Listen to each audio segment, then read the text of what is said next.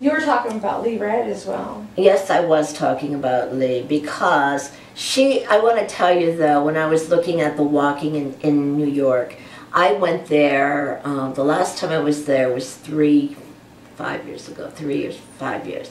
And what happened was, I had a DNA done because in my family, I wanted to find out if I were carrying the gene that would give me the ovarian cancer kind of thing because I'm part Jewish, whatever, and I wanted my DNA checked. So I gave my thing, and there's a lot of cancer in my family, and I went to MUO and gave, and then it was like right before What's MUO? MCO. Oh, MCO, okay. And I went and my doctor there is Imam Muhammad, of all things. And so they zapped me and sent it off, and it takes a month to get the results. And she told me, if you come back positive, I'm going to remove both your breasts. And I was, God almighty, another month and I won't know. So I was reading the New York Times, which I got on Sunday when I lived in East Ghetto, and Julie Andrews was going to be at Lord & Taylor with her daughter reading Dumpy the Dump Truck. It's the very first time she's done this. And I thought, Dumpy the Dump Truck, good excuse to go to New York. And I thought, last time I went to New York, I had money, I stayed at the Marquis, and I had a beautiful room that Michael Jackson actually slept on my floor. But then I stayed at a youth hostel in Chelsea. It's very inexpensive. But there was one night that I was walking, and I was really not well, but I walked down Fifth Avenue. It was the day, I left on Friday, it was the day after Thanksgiving. So I got there the Saturday after Thanksgiving thinking I'm going to go to Gilda Radner's place. And it was closed because Gilda's house or whatever? Gilda's place, yeah, the red door. They made that thing for the cancer, it's great. But they were closed because a lot of New Yorkers, they get out of town for Thanksgiving, and it's the other And that's a business. It's a Monday through Friday business. Yeah, but it's a beautiful, beautiful thing that she's done for children and people who have any kind of cancer. And even though she had the female cancer like Madeline Kahn. She had uterine cancer, right? Yeah, uterine and ovarian, and they all kind of come together. Right. And they go throughout your body really quickly, very aggressively. They do. And anyway, I was walking and I thought I have one more night and I can take the Greyhound back. And I was walking down Fifth Avenue and I looked at all the stores. They're all decorated and they're all closed. Yeah, woof woof. Bless you. God, she's a so tight. She's beautiful. Touch her colors. She is beautiful. Cat. But she's got and they're doing the thing now. They're getting ready for that big entree to Torino.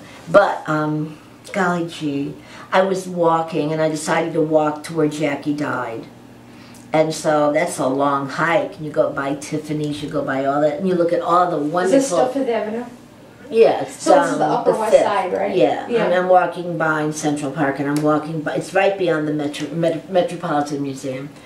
And I was just walking, but it was so beautiful. A lot of people were walking because all the windows are decorated. And I did get Julie Andrews. I mean, I did see that. And I got when I got off the bus, I took the Greyhound, and I had a dog, actually, Golly. And I had my cats in my apartment, and the neighbor had agreed to look after them. No, and it didn't quite work that way. But I stayed next to it. But it was really just walking, and there was New York, and I thought, you know, what's up here with the breasts? I didn't want to think about it. And lo and behold, it's November, and there's a rose, a beautiful white rose on a bush, and I take it off. It's the only one. And I'm still, down the path, and I get to where Jackie died, and I knock on the thing, and I said, is this it? And the one guy, oh, you're so tired of people coming here asking. And I left the flower, and then the people, the concierge or whatever, from the other next door building came out, and he said, we miss her, don't we? And I said, yes, we do miss her.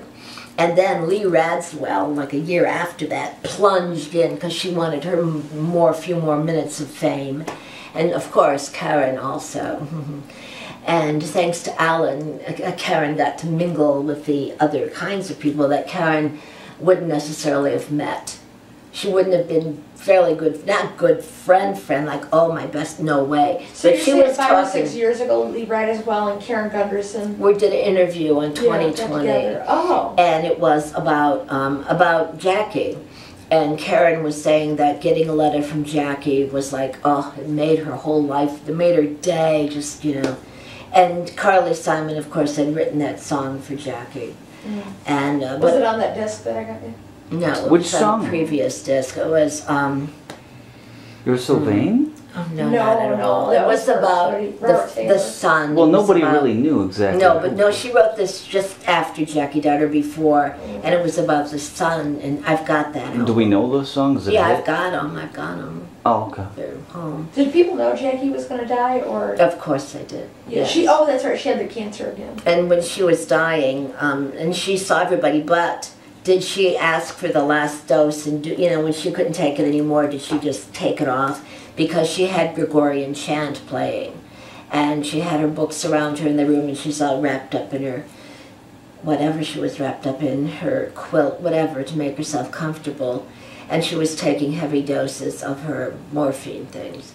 And yet people came in and she said goodbye to everybody. Not Karen wasn't one of the chosen few, but Carly got to say goodbye, and a lot of people, the relatives and everybody, got to say goodbye. And I got to say, I dropped the rose off. I never met Jackie Kennedy. I could have, and I could have, would have, should have, but I also want so badly to go to Cape Cod in the winter. My favorite place is New England. And you can stay at a youth hostel there. You can stay in a bed and breakfast. It's off season. All the jerks have gone, and it's winter. And I had the opportunity. I still have a letter.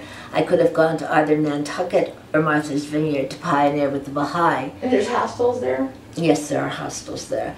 But I could have gotten I had a good entree, but I didn't take it. I took Toledo, so you know I gotta be nuts. What would you rather have, Nantucket or the Vineyard? Yeah, but you had unfinished family business here. No, I was ill physically, and not only that, I didn't think I wanted to be the Baha'i, the Miss Baha'i. And then, you know, I had the backing for a lot of very influential people, but I didn't want to be the only Baha'i there because I didn't feel comfortable. But I'll tell you, it was great in New England, and the Baha'is in New England were great to me. I had my pick of Amherst or whatever, but anyway, that's it. I really want to go there in the winter too. Oh, it's perfect right now. And when I was I was so ill this summer, and I was in the ER at St. V's, and the best nurse I had, really, I'm starting to lisp, was a guy from Canada, and he's going to marry this Toledo girl, and so he came and he's a nurse, and he got this job working for a while at St. V's in the ER. And I talked to him, and in the end, and he told me that, you know, and I know it to be a fact, and I hate that, I even mentioned it, that we're the best in the country. More people go to the ER in Toledo than anywhere else in America. I wonder why. And a lot of it, unfortunately, there are a lot of Marvins doing it, or just all kinds of excuses that aren't really, you know, you don't have to go to an ER for that. There are other ways of handling these problems.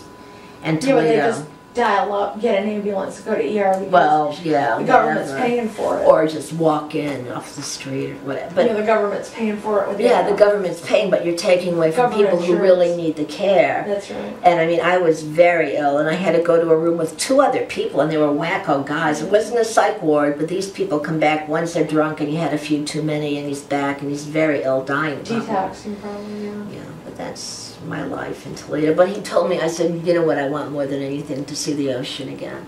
I said, I love it more than any other element, and I miss the ocean with every ounce of my being. And at the end, they were finally going to put me in a room, and he shook my hand, told me what a pleasure it was to meet me and work with me. And he said, when you get out of here, you're going to see the ocean.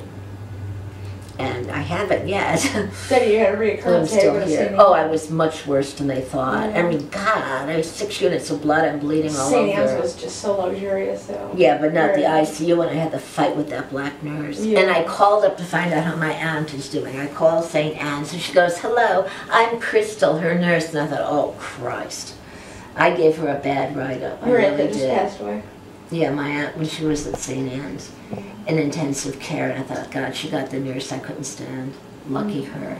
But she also had some good care.